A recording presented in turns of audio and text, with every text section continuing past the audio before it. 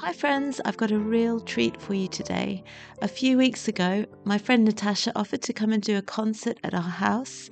And of course, we said yes because she plays so beautifully. She's a concert pianist and she offered to play some Beethoven, some Chopin, some Grieg.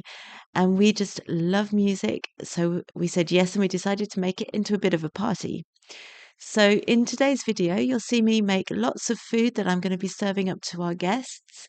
And if you skip on to the end of the video, you'll hear Natacha play, and also you'll hear me sing because I don't know if you knew this already, but I am a singer and a choir director. That's my day job.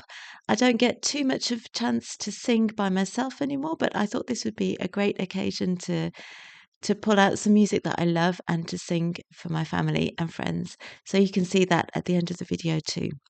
But in the first part of this video, I'm going to be showing you the food that I made to serve up in the evening for our family and friends. So there's some sourdough recipes, there's some British mince pies, there's some hummus, and here you can see me mixing up some sourdough crackers. But before I go into explaining how I made those sourdough crackers, I wanted to tell you what I was doing first in this video when I was mixing up that bread. So I've got a couple of different bread recipes going on here. I've got a sourdough focaccia that's going to be topped with caramelized onion and brie, and I've got an apple and pecan pull-apart bread. So I needed to get those breads fermenting and ready to bake so that I can stuff them the following day, because this is actually the day before the party. I decided to get as much done as I could the day before. So the bread is fermenting. I've mixed it up using my normal bread recipes, which you can find over on the blog. And now I'm onto this sourdough discard cracker recipe, which I got from Farmhouse on Boone. So the recipe basically consists of sourdough discard, butter, and some seasoning in the form of herbs and salt. So this was a really good recipe, very easy.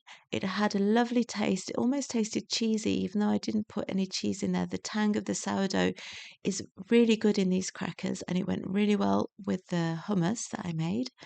However, the one thing that I will say is that Farmhouse on Boone recommends rolling it out in between two pieces of parchment paper, and that just did not work for me. I don't know if it's because my flour is not as strong as American flour, but the crackers stuck to the parchment paper. It was really awkward to roll out. So I gave up and just rolled it out on a very well floured work surface. So the secret to these discard crackers are getting them very, very thin so that they bake up quickly. They bake on 180 degrees Celsius for 15 minutes, and then you just break them up by hand, or you could cut them if you wanted them to look a bit neater, but I like this kind of rustic look to them. You break them up, and then they're just the perfect size to eat with hummus or with cheese. Really delicious and well worth giving them a go. So now I'm on to making the mince pies, and I mixed up this pastry earlier on and it's been sitting in the fridge for about 20 minutes. I'll put the recipe for this in the description box below, but basically I use a normal short crust pastry recipe and I just replace some of the flour and all of the water with discard, and it makes a really easy to roll out pastry, and it's very tasty too. If you wanted to get some of the health benefits from the fermentation, you could make it the day before and leave it in the fridge overnight. Just make sure you leave enough time for it to sit out and soften up a bit before you try and roll it out. So I rolled it out thinly, cut out some little rounds and put them in these mini muffin holders. And I'm putting mincemeat in there. Now, British mincemeat is not the same as normal mincemeat. It's something we eat at Christmas.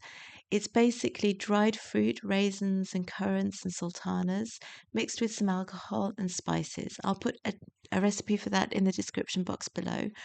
I added lots of apple to this because I wanted it to be a bit lighter, a bit more fruity rather than the heavy raisin flavour. It turned out really well, and I topped it with some crumble topping just for a special sweet touch to it. Now, throughout the day, I'm going to be doing stretch and folds and coil folds on my bread. This is the focaccia dough, which is quite sticky. That's normal because focaccia dough needs to be a lot stickier than normal bread dough.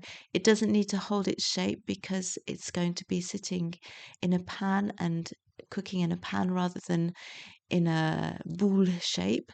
So this is what it's supposed to look like, and it turned out really well.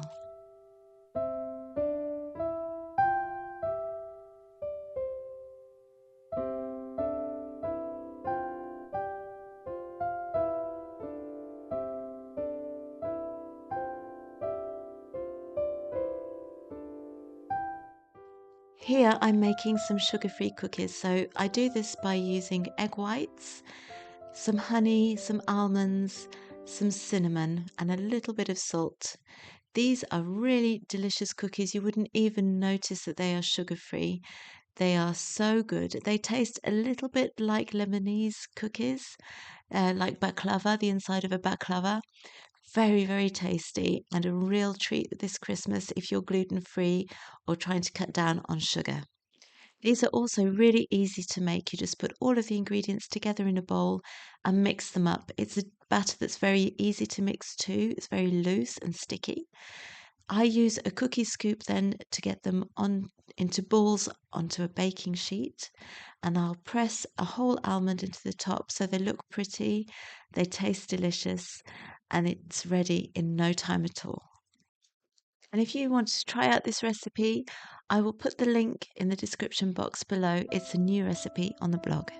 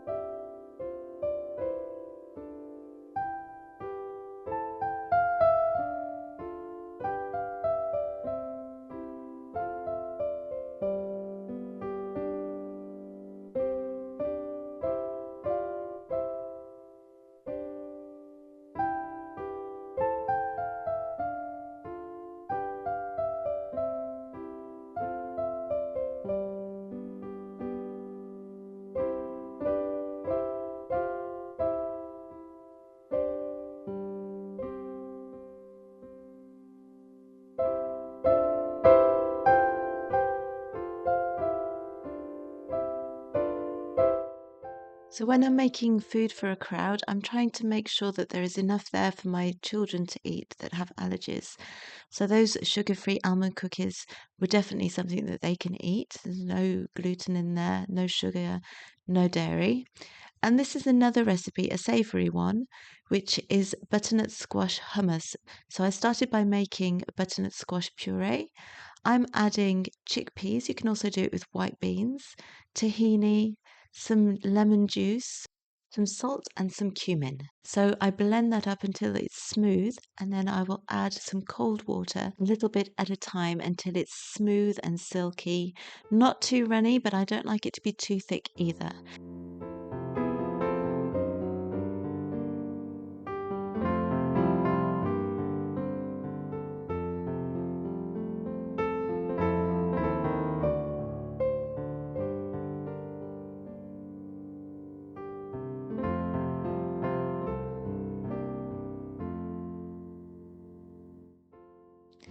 So the focaccia dough fermented all day yesterday, and then it fermented in the fridge overnight, and now I'm ready to bake it and to top it. So I have put oil in the pan underneath it last night before I put it in the fridge, and now I'm drizzling olive oil on the top. I'm dimpling it with my fingers. This is the really fun part. I love all the bubbles that appear when I do this. And then I'm going to bake it in the oven.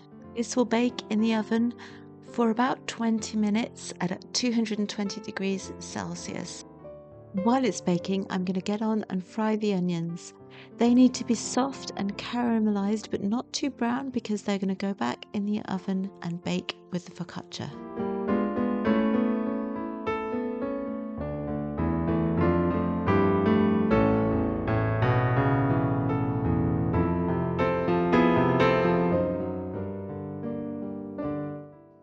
And while the focaccia is baking and the onions are caramelizing, I'm getting ready to make this apple and pecan pull apart bread.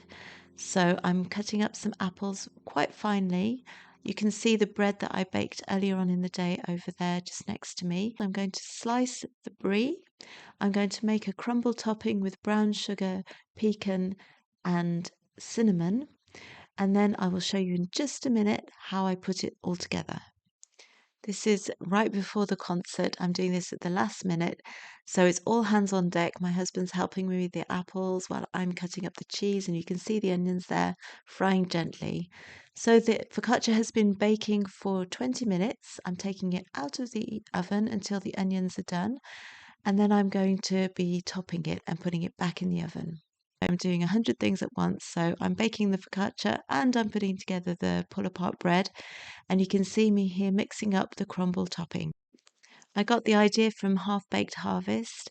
She has a great recipe over there, and I decided to mix it up a bit and use apples in there too.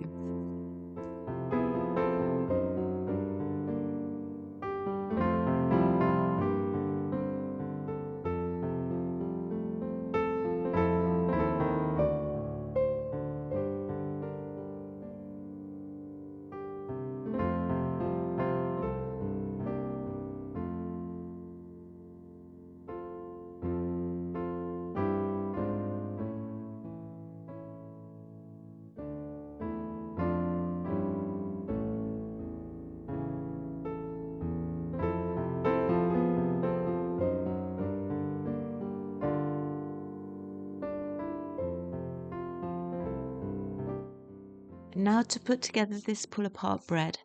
So you need to make cube shapes in this bread without cutting all the way through. So I cut it all the way down to the bottom and I stop before I get to the bottom crust.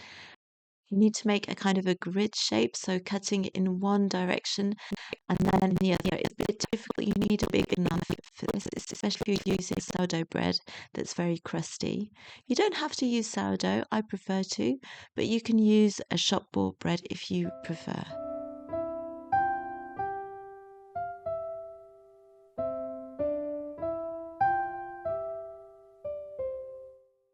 In French, we like to call this hedgehog bread, and I think you can see why. I'm slicing some butter here to put in the cuts that I've just made, and you do need quite a lot of butter. Don't be afraid to put all of that butter in there.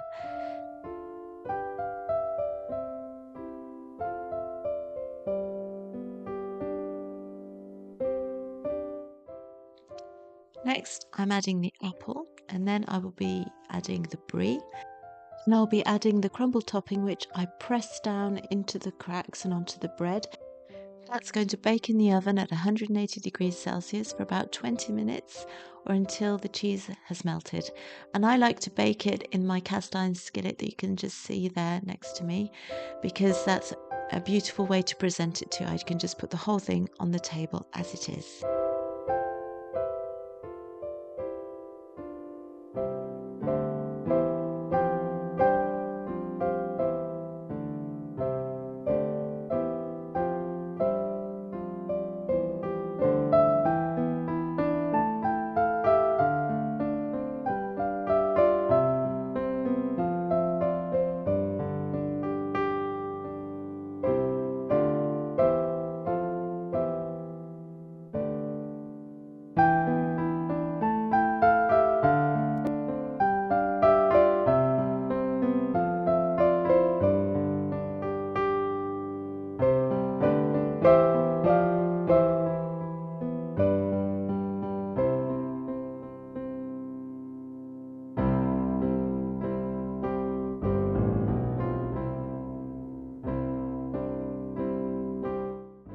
Now I'm finishing off the focaccia. I'm sprinkling those onions on the top, putting the brie on there too. You can also add some sprigs of rosemary, and that's going to bake in the oven again for 10 more minutes. And I think I put it in there with the pull apart bread, so that was at 180 degrees for the last 10 minutes. This was such a delicious spread. We really enjoyed it, but the thing that we enjoyed most of all was the wonderful music that Natacha played for us. So I'm going to leave you with that music now. I hope you enjoyed this video. If you did, don't forget to like and comment and subscribe. I make videos every week on homemade food from scratch, allergy-friendly meal ideas, and lots of sourdough. Have a wonderful Christmas, everyone, and I'll see you in the new year. Bye.